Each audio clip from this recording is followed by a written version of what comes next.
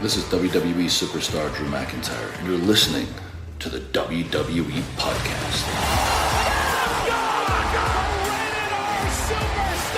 The champ is the one that everybody wants, me. Becky Lynch is going to WrestleMania. Claymore! Austin 316 says I just whipped your ass. This is my iron. You're going to acknowledge me. All right, everybody, welcome to the official 2023 Survivor Series War Games review show. And it's going to be quite a show as we dive into the details of the show and not just focus on CM Punk. If you want a more deep dive, more of a introspective on the Punk situation, you can check out last night's show. I did an instant reaction to the Punk return because I just couldn't sit there and not say something as I was drifting off to sleep. And I said, oh my God, I got to do something. I got to check this. I got to give you guys my opinions. And I appreciate all of the responses as you guys have, absolutely returned that in kind. And I have all of your responses ready to go for Wednesday night, for a special mailbag episode of the show, as we are going to get all of your thoughts and opinions on the CM Punk return. Hell, don't forget Randy Orton returned. Remember that thing? Remember how Randy Orton came back? One of the greatest of all time. Remember him? Yeah, he had a upstage event happen to him with Punk coming back. And, I didn't get too much into the Seth Rollins controversy that's been going on and the Drew McIntyre controversy that's been going on. So I'm going to touch on that in just a minute. But first, thank you everybody who has joined us over the last couple of days for the Survivor Series review show, or not just the review show, but a full week you can get for free on Patreon, which allows you to also get everything ad-free if you want an ad-free experience. The ads are just going to get a little more frequent, guys, because, hey, it's the holiday season, and guys got to pay his bills, and I know that they're not the most fun to listen to, but they are keeping this show running. And if you want an ad-free experience, Patreon is your place, or Apple Podcasts is your place, or WWEpodcast.com. So I'm going to dive into the Seth Rollins deal first, because it was unbeknownst to me when that happened that it actually happened, because this wasn't on camera. This was off camera, caught by several fans in the audience. And what had happened, if you haven't seen it already, is Seth Rollins was irate at CM Punk's return. Absolutely livid in a way that makes him break character. He's not this happy-go-lucky, cackling, crazy outfit wearing dude. I mean, this is Seth Rollins coming alive in a very authentic way. And, I have mixed feelings on it. For one, it's a good thing in that it immediately gets you interested in a potential matchup for these two. And, you do wonder what Seth Rollins' beef is with CM Punk. If you go back and listen to some interviews over the years, it is, Phil Brooks is not exactly Seth Rollins' favorite guy in the world. He has been vocal about how he does not like Phil Brooks, CM Punk, and that he would work with him, he'd have a match with him, but he's a guy that he just doesn't like. But what exactly would trigger Seth Rollins to get so angry that Phil Brooks is there? Because, and I'm not being a negative Nancy. I don't even know how I feel about it. I don't know if it's a good or bad thing. It's just observations here, and let me know what you guys think. If he's angry at CM Punk, shouldn't he really be angry at the company? Isn't his anger misdirected? Because the company's the one that decides to hire him. CM Punk isn't just showing up at the door going, hey, guys, I'm showing up tonight, so get your music ready. Of course not. So Seth Rollins' anger, if he's angry, he may not like CM Punk, the man, Phil Brooks, but his anger should be directed at the company for allowing him to come in, if this anger is real at all. So there's that. And again, this is not me nitpicking. This is just, this is not me trying to crap on this moment. It was an amazing moment, a moment that will, dare I say, live for years to come. I don't want to say in infamy. think that's a bit of a overstatement for now. But Seth Rollins getting so angry at seeing CM Punk was making me think that, did I miss a part of this story? What is triggering Seth? And maybe that'll come out. Or maybe WWE is going to pretend this didn't happen. Also, this is something that makes me think it's real in the respect that how often do you see in 2023 wrestlers, even when the camera is off, cuss, middle fingers, all that. That is very non-PG. Now, they weren't on the air, so you can point to that and say, well, this might be a stunt because they weren't on the air, so they're not in, they don't have to worry about FCC regulations and staying within the parental guidelines or whatever it is, because it wasn't part of the show. It was just something the fans captured afterwards. But it's making the rounds. At this point, millions of people have seen the Seth Rollins, freak out and conniption. I mean, and it felt real. And it's like he was being held back, by the way, by Michael Cole. Like, what the hell's Michael Cole doing out there? I mean, go watch it. And then CM Punk is waving to Seth. Randy Orton takes a seat in the ring and is waving back to Punk. And Seth Rollins is losing his mind. He's apoplectic. I mean, he is out of his mind. And I'm just thinking, like, I hope we get the full story here. I hope they don't just pretend this didn't happen and CM Punk gets interrupted by somebody else. I absolutely do expect this to turn into something. And if you listen to Triple H's explanation in the post-press conference as to why CM Punk was brought back, well, take a listen. This was one of those sort of lightning in a bottle moments that came together very quickly. But we are incredibly excited about it. It's been a long time. And in some ways been a long time coming. You could say this about CM Punk. Love him, hate him, positive, negative, whatever you want to say. People talk about him all the time. He is a magnet for that. He is a conversation starter. And it's tough to look past that. And for me, if our fans want it, if the WWE Universe is excited to have it, then let's go. All right, well, I'll pause it. There's a little bit more to that, but okay, so Triple H, first of all, if that's the case, if we're going to just say, well, if the WWE Universe wants it, if it's a conversation starter, then we're going to, we'll do it.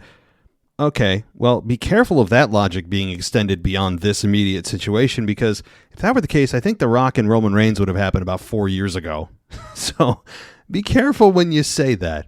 Now, I know that it's not just WWE with The Rock and all that, but my point is that that's kind of a bit of an overstatement, because there are a lot of things that WWE fans want that they don't get for one reason or another. It has nothing to do with the fans want or need, but it's just a bit of an overstatement. And if you saw the picture of Triple H and CM Punk backstage, the caption from Triple H was, it's a cold day in hell right now or something, alluding to the fact that it'll be a cold day in hell before Phil Brooks and Paul Levesque ever have a picture together again and they're ever in the same room again. But amends have been made, and I understand Triple H's explanation. It's a lightning in a bottle. It's not lightning in a bottle. CM Punk has been basically saying it for months after he left AEW, that he's going to be off TV till November. Like, he basically said it months ago. It's not something that came together last second. Let's be stop. I don't buy that for a second. But it doesn't matter. The results are the same. And the other thing is, it's like he's a conversation starter. He's what? Okay, so meaning he elicits a reaction. You say his name and everybody's got an opinion about him. Okay, fine. It's just a political way to say stuff these days. It's a conversation starter. I don't like the way it was phrased, but I understand the meaning, But I'm not here to rap on Triple H. He is explaining it in a very corporate way. He was explaining it in corporate speak that CM Punk is a polarizing figure and that he draws numbers. That's what he does. He gets people talking, and that's all they care about are numbers and dollars. And I don't blame them for a minute.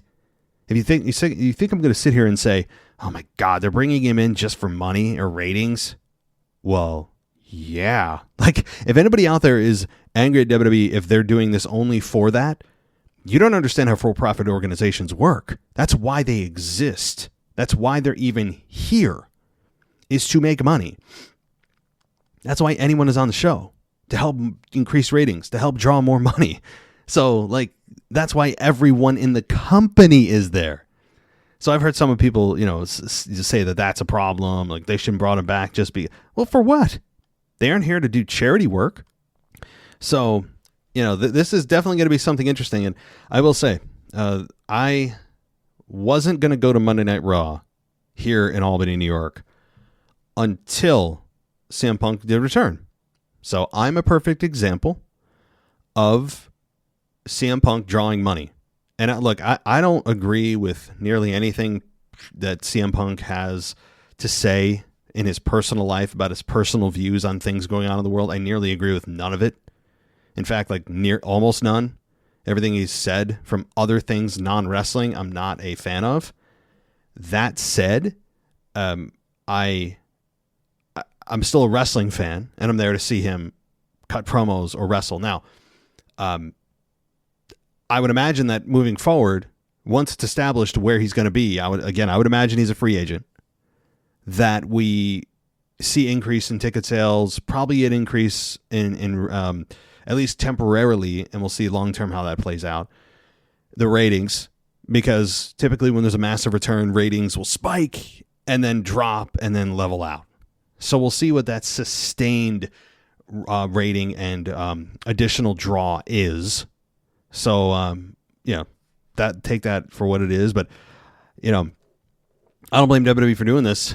But we don't know exactly what the beef is with Seth. And that looks to be like a possible WrestleMania main event, if not Rumble, is Seth Rollins versus CM Punk. And, I don't know where Drew McIntyre fits into this, because Drew McIntyre apparently left. He wasn't happy about something. I'm not sure if it had to do directly with Punk. I've checked out some other websites. Even Dave Meltzer says he doesn't know. For all of you that love or hate Dave, is what it is. He does have good information at times, and I respect that. But even he doesn't know exactly what the issue with Drew McIntyre was. Apparently he was angry about something at the beginning of the match. Maybe he was privy to Punk's return. He doesn't agree with it, doesn't like it. But here's the thing. CM Punk, love it, hate it, or indifferent, is going to probably bring in a little bit more money for the company. Is it going to be overwhelming? No. But when the company makes more money, everybody makes more money. So is he taking up a spot that a guy that's been busting his ass for years is on the roster doing? And is he possibly taking a position against, or a match against, or away from a new talent? Maybe. But who do when you look at it, who is Seth Rollins going to face right now? I mean, there are younger guys, but CM Punk versus Seth Rollins is a hell of a matchup. I don't know who's going to play babyface in that match. I really don't. I mean, Seth Rollins versus Punk, I would imagine Seth turns heel in that. It's possible Seth Rollins is a heel turn away right now. It's fascinating right now how many pieces they can move, and then it could be CM Punk versus Drew McIntyre. And then when things are ready, you could have CM Punk versus Roman Reigns on SmackDown. Because, again, I think he's going to be a free agent. So there are a lot of things you can do. And I did allude to last night that my assumption was that this deal with Punk was a short-term one. That it's something that's 3 months, 6 months, maybe a year. From what I'm hearing, it's multi-year. Which would tell me, though, that he's probably doing a Roman Reigns schedule. Which is fine. I have no problem with a Roman Reigns schedule as long as you're not the champion. That's the whole problem with Roman. But that's fine, because you want to get as much mileage out of the body as you can and make his bumps count. He doesn't need to take bumps for the sake of taking bumps anymore. If you're going to have him in a match, there's got to be a meaning behind it. There's got to be a real solid reason behind it. And I think that's what they're going to do is store his bumps away on a shelf and only take them out when needed. So it's look, love, hate, or whatever in between with CM Punk, you can't deny that he is a ratings draw, at least temporarily. AEW didn't work so well for him in the long term. So we'll see if things change in the short term with CM Punk. I would imagine, though, that if you're, maybe Seth Rollins also angry, if he is legitimately angry, because we have a guy who has been busting his ass to get to the position he's at as a babyface. And then CM Punk comes in and just takes that all away from him. All his momentum is now shifted to Punk, who has been gone for nearly 10 years. And now all the goodwill, well, not goodwill, but all of the momentum that Seth had as a babyface has now been, all of the attention's now on Punk.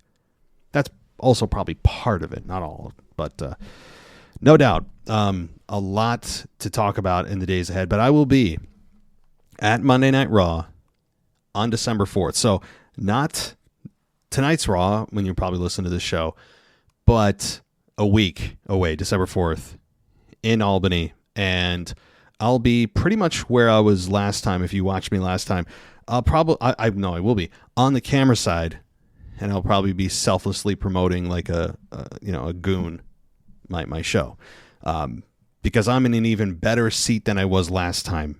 So you should be able to see me even clearer than the last time. Every time I hold up my hands, you'll probably be able to see me. So I'll try to hold up my sign as best I can, and get some selfless, shameless, pitiful promotion for this show, but also to enjoy the damn show. So it should be interesting as we get closer and closer to the next PLE, which, guys, is 2 months away. 2 months away, 60-ish days until we get the Royal Rumble. A big one, though, of course. Nothing in December. A lot of time to build. A lot of time to think. A lot of time to get things going. But definitely, it's going to be a long time before we see a PLE around these parts. But when we do, it's WrestleMania season. So, other than that, though, guys, the men's Money in the Bank, the men's War Games match, I loved. I really enjoyed it from the perspective of the heels beating down the babyfaces coming back, Dominic getting his ass kicked. Of course, Randy Orton's return was a lot of fun. And like I said last night, I feel bad for Orton because no one's talking about Orton. It's like, and this dude's been on the shelf for 18 months and he looks incredible. The guy looks like he's been living, eating, and breathing a gym and diet. And he is it's unbelievable. He may be in the best shape of his entire career. It's incredible. So credit to Orton, who looks better than ever and more muscular than ever. And, so we have a lot of fun RKOs to come and a lot of moving parts on Raw. My God, you think about where does Jimmy and Randy Orton stand? Are they going to make amends? Does Cody try to align himself with Randy, but Randy turn on Cody? Do they reform a bit of a legacy? Where does Seth and Punk stand? I mean, there is a lot of great moving parts here. Money in the Bank's still alive. Monday Night Raw is on fire right now. I mean, the scales have completely tilted in the other direction, where SmackDown for so long was so good and Raw was kind of, the kind of the downer. It's flipped, and it happens. But right now, that's where we are. So let me talk a little bit more, guys. Let me get off of Punk, okay? Because there's going to be so much more to talk about. From what I understand, he's going to open tomorrow night's Monday Night Raw. Don't hold me to it, but that's what I'm hearing. So those of you who are attending Monday Night Raw, get ready for a massive pop as Punk is opening the show next week or tonight. If you're listening to this Monday Night Raw, so it's going to be loud and everyone's going to be hanging on every word he has to say. So all right, but let's talk a little bit more about the actual show itself, which there were no matches in the kickoff show, which was surprising. But the first match on the show was the women's War Games match, which is Damage Control versus the ragtag group of Bianca, Becky, Charlotte, and Shotzi. And the match, honestly, it was good, but felt a little bit clunky, if that's a word. It felt a little bit clunky at times. Shotzi did the best she could to really make herself known and make herself a presence in the match. I got to say, her hair, I'm not a fan of the hair. I know she's trying to be different and stand out and be wacky and just unhinged. But Nikki Cross tried that, and let's talk to her on how that worked. Maybe she'll lend the cape to Shotzi in short order. But Shotzi did have a good night. Obviously, it's the biggest match of Shotzi's career, and the crowd was chanting for tables, I think, more than some of this matchup. I mean, it was almost annoying that the crowd was so into the tables and not into the match at times. That was annoying, but the women were killing each other in there, and we did get a reconciliation of sorts between Becky and Charlotte, which, I mean, fine. I don't know how much of an authentic moment that was. I don't know how these two are truly backstage. I don't know if it was an organic moment or if it was just something designed to happen. I'm gonna say it was probably designed to happen, because why else would they do it? I mean, just to say that they have an alliance now, that there's mutual respect, that there's water under the bridge, whatever analogy you want to use. It was a moment, though. You could say, okay, they're on the same page, and I don't think one of them is going to turn the other. Number one, they're still on opposite brands, or they're supposed to be. And two, we've seen and been through that story many times before. So, like, they put on good matches together, but I don't think anyone wants to see Becky Lynch versus Charlotte, at least for the next year or two. We've just seen it so much, and they work very well together, but it's just like, enough's enough. So, now, the other big development in this matchup, after a 33-minute match, was Bayley. Well, this is the finish. Shotzi hit Bayley with a top rope move. Belair hit Bayley with the KOD. Belair handed Bayley to Lynch, who was on the ropes. Lynch hit the manhandle slam through the table, to the crowd's delight, and got the victory. So Bayley was the scapegoat here. And that's perfect. That is perfect, because that sets up the one moment everyone's looking forward to, which is Bayley turning face. Let's go. Let's do it. Now, the team is probably going to blame Bayley. They may oust her as soon as this week, or maybe they'll build it till the Rumble. They could go that far. But Bayley, in the next month or two, or this week, is gone from Damage Control. They're going to give her the Edge treatment from Judgment Day and completely remove her from office, so to speak. And that's going to be fun, because babyface Bayley is something we haven't seen in quite a while, that I'm looking forward to seeing what that looks like. I just don't know how Bayley's going to combat her group when it's going to be 4-on-1 all the time. I would imagine she's going to ask for the help of Bianca, ask for the help of Charlotte, and even the odds. But it's going to be a lot of fun. Now, the women, again, in this match, killed themselves. They really did. I have nothing but respect for all these women in the match who put on as good of a match as you could for 33 minutes. Again, was it the smoothest match in the world? No. Is it designed to be, though? Not really.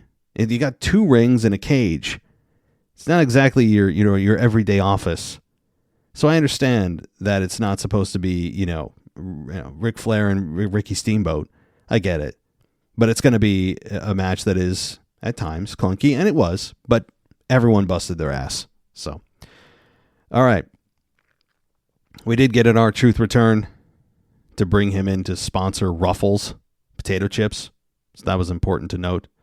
Gunther versus The Miz for the Intercontinental title. I went into this match and I was trying to be the smartest guy in the room and say Miz is going to win. And I didn't believe myself, but I went with it, and I stand by it because I thought there was a chance. There's nothing left for Gunther to prove, and it could get Gunther out of this title picture, the Intercontinental title picture, and move him up into the world title picture. Again, now we're muddying the waters with Punk and everything else. Here's the cool thing. There are so many matchups we haven't seen that it becomes so intriguing when you look at Monday Night Raw. There's a lot of confrontations or matches that we haven't seen in a while that make it feel like we haven't seen them at all. So there's a lot of great moving parts on Raw. A lot. So, but that said, this match was one that I thought I was going to be a smart guy, and I ended up looking like an idiot and not taking the obvious choice of Gunther, who was the absolute heavy favorite, and he should be. But The Miz put up a hell of an effort.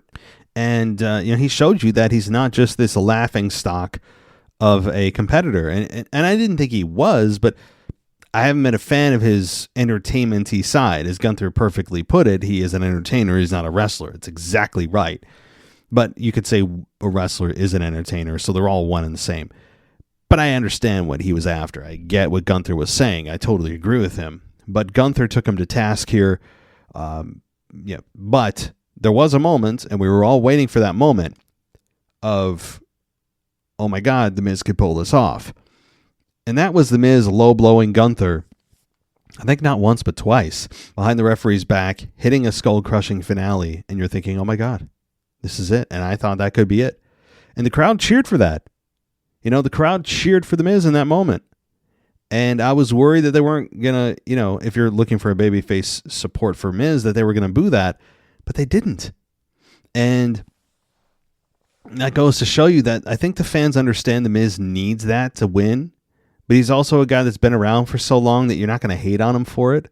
And we've also booed you for so long that even if you kick somebody in the nuts, hey, we're with you. We understand that you're not the strongest guy. We have a little bit of sympathy for you. You're always looking up at the lights. You almost never win a program.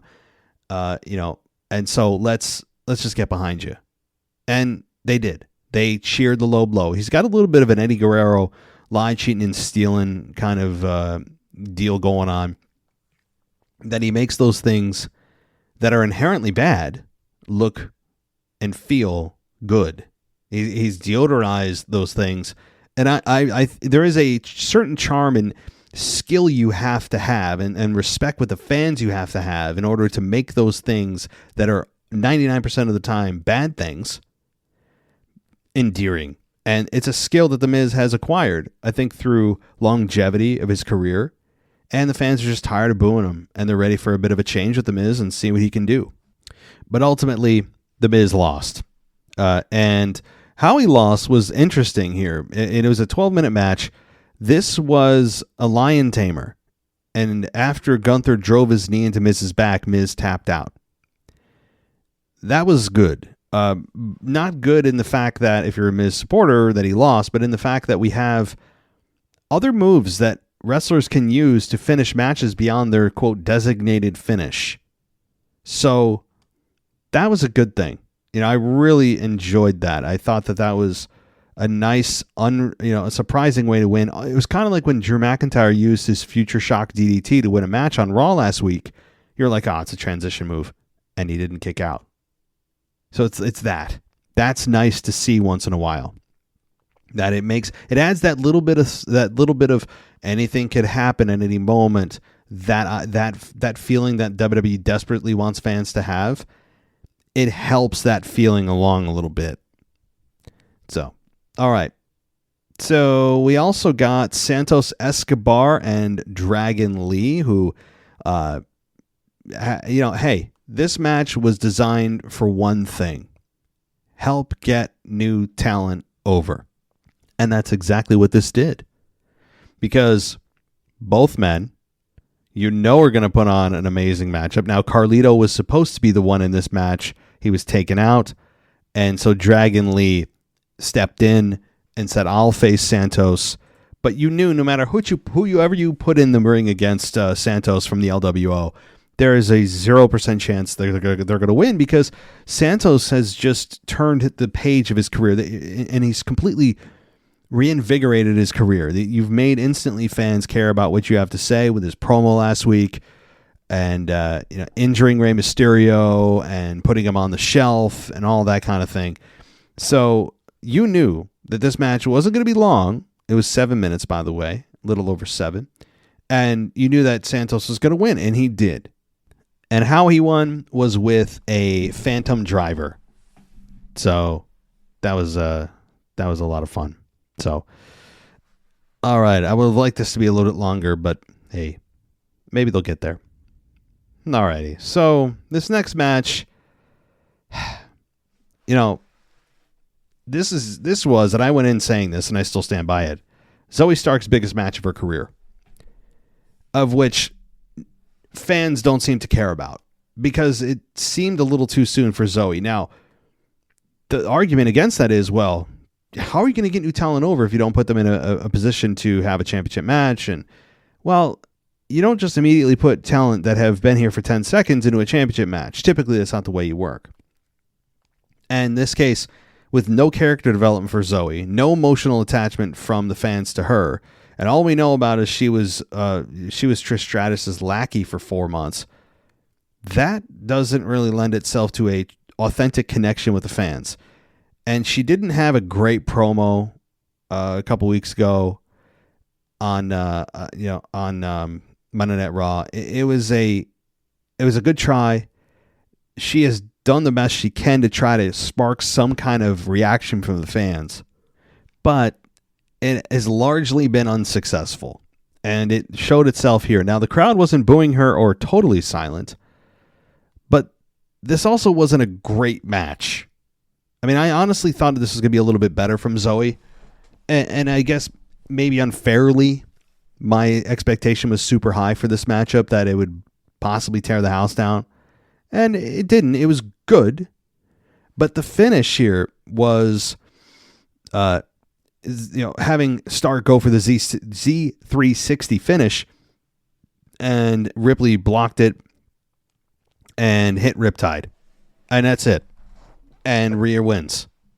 So this, again, not the worst thing in the world, but I don't think this really helped Zoe.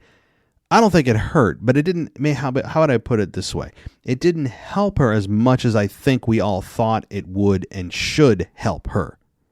So, going down the line for Zoe, I think she's going to go back to something else, another program with a mid-card heel, and throw herself into the Women's Royal Rumble. I'm sure she'll be there. She might be something like the Final 8 or something like that. And, maybe Final 4, but at this rate, I doubt it. And then, we'll see where she lands from there, but she'll probably be put into some kind of tag team and maybe try to oppose Piper Niven and Chelsea Green, who can float between brands. Maybe that's what they do with her. But I think for now, the experiment of trying to get the fans quickly attached to Zoe Stark has failed. I'm not saying her career's failed. She's really good inside the ring, and I think she has some untapped potential. There's something there that I see that hasn't come out yet. And I'm not trying to be some fortune teller, but I see something in her. I'm like, there's something there that her look needs to change, or her personality, or her music that's not very fun to listen to. Something, or all. But her career is by no means dead. I think she had a good match, but it didn't need to be good. It needed to be great in order for that connection to happen. And I think the fans are going to look at this and go, okay. She got an opportunity. We know her name now. At least that's something we can hang our hat on. But I think that's what's going to happen as Rhea maybe shifts focus finally to Becky Lynch. Maybe we get finally a match that puts her title in jeopardy, that puts Rhea Ripley's title in real peril. So I think that's probably what we're looking at, is a Becky Lynch and Rhea Ripley connection over the next several weeks that builds for 8 weeks until the Rumble. Now we have, of course, Christmas in there, which is always a throwaway show, and maybe they have a review show of the year in review, so there's really like 2 Raws that don't really matter.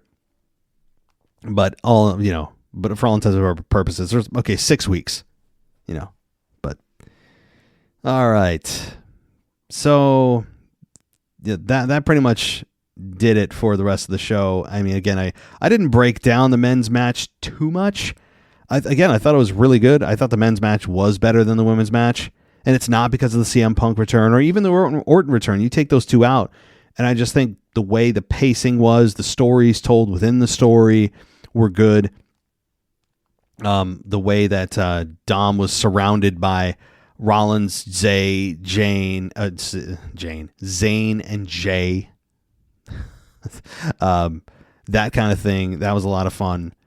And McIntyre's slow pacing to the ring, McIntyre's continual problems with Damian Priest were a lot of fun. Rhea trying to cash in for Damian on behalf of Damian, which, by the way, how does that happen?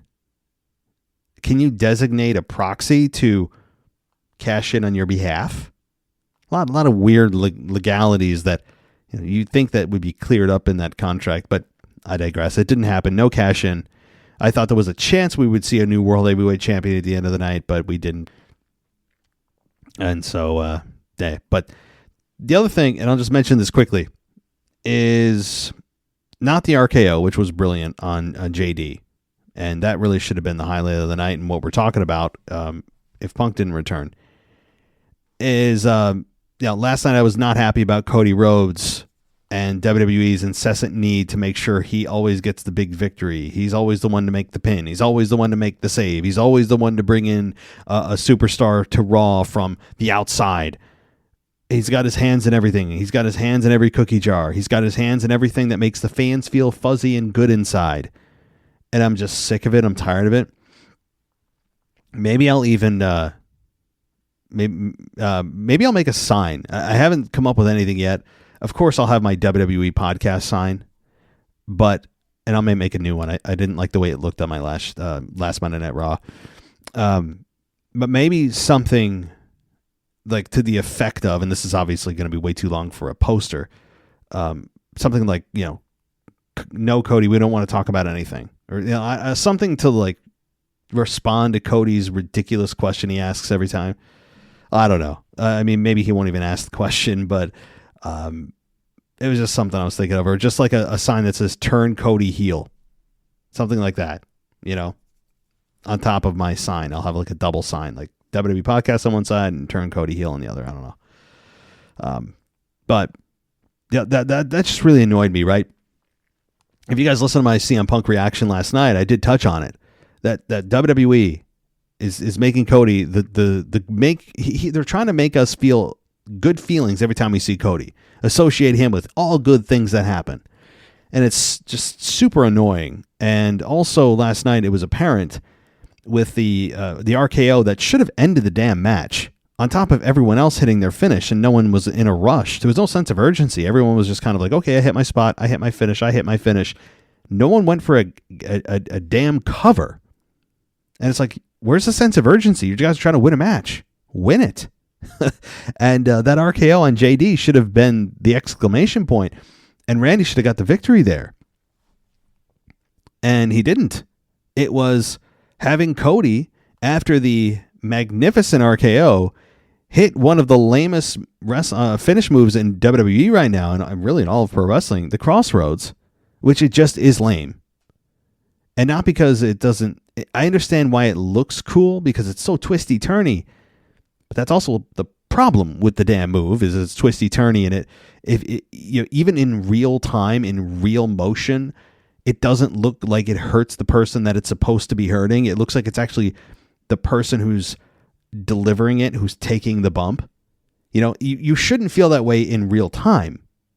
If you slowed any WWE match down, or any set of moves down to slow motion, you'd see how people are protecting themselves, and how, I see why it doesn't really hurt, because they do this, they put their arm up, they break their fall here. You could see that, of course, but I shouldn't see it in real time. In real time, I should look at it and go, oof, yikes, man, that's devastating. Even in real time, Cody's move looks lame. So when you take one of the greatest finishes of all time that was supersized by an off-the-cage RKO, and then you have Crossroads because Cody needs to get the finish and get the pin, it was just annoying, lame way for WWE. And I know what they're doing. And I'm not crapping on the match. It's just their continual need to put Cody in that position to get the victory.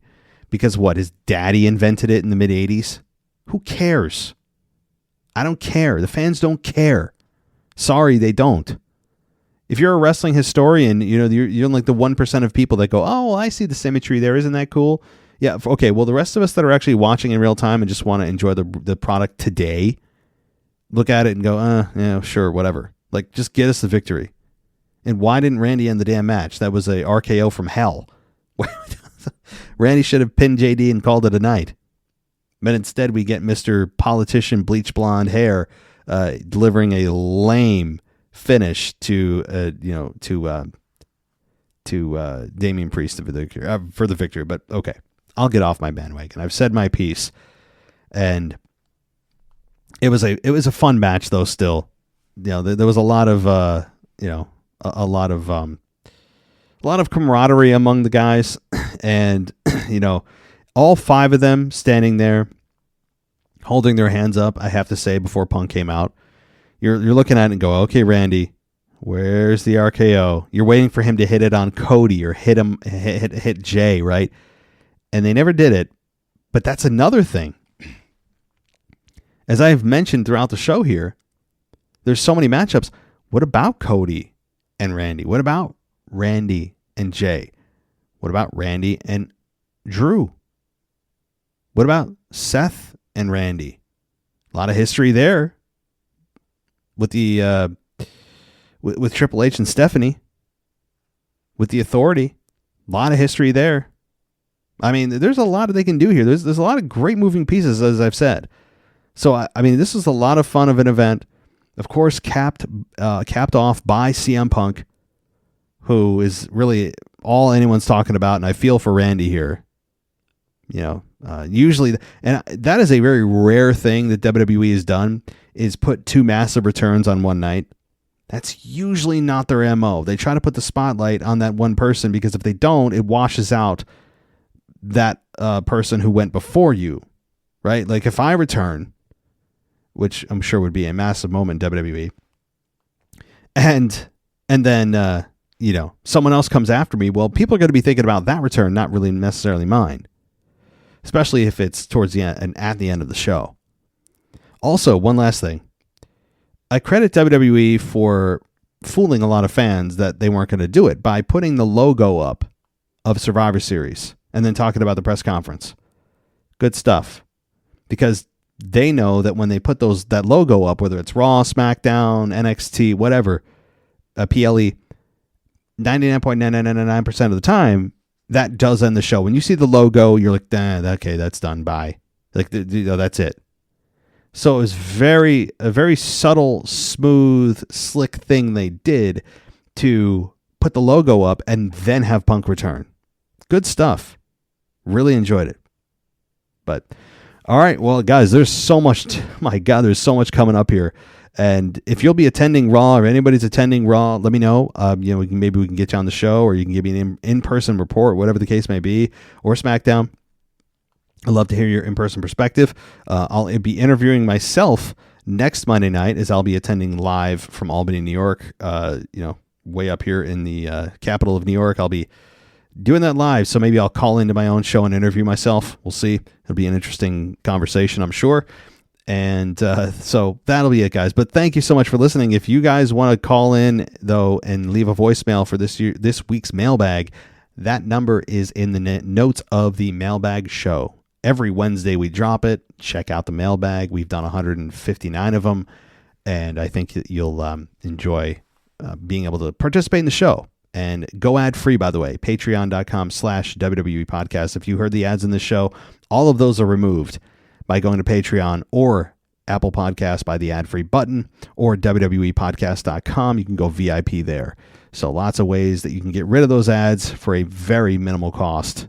I mean, really, $1 gets you in the door at Patreon, with tons of other perks as you go up, of course. But tomorrow, current state of WWE, Anthony DeMarco returns, as I'm sure we'll have maybe something to talk about. I'm not sure what that'll be. There's not really a whole lot going on in WWE, so we'll probably struggle to talk about something. We'll somehow string a conversation together. But it'll be a very interesting conversation tomorrow night. Don't miss the current state of WWE. And also that exclusive show Anthony DeMarco does every single week That is the After Dark show. That's exclusive to NXT Plus and the SmackDown tier. It is a great non-PG show where he goes off about certain topics, and you can only hear it on the Patreon side of things. So check it out. But thank you, everybody, for listening. Take care. And as always, I'll talk to you next time.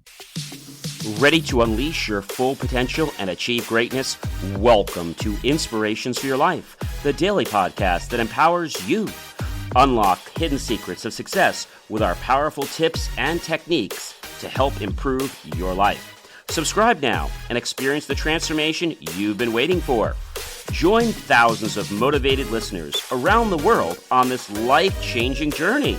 Don't wait. Subscribe to Inspirations for Your Life today at BelieveMeAchieve.com and click on the IFYL podcast. I'm John C. Morley, serial entrepreneur, and I can't wait for the next episode. Can you? Thanks for listening to the WWE podcast. Don't forget to subscribe on your favorite podcast app so you don't miss a show, or head to WWEpodcast.com. And for all of these shows ad-free, head over to patreon.com/WWE podcast. Until then, we'll see you next time.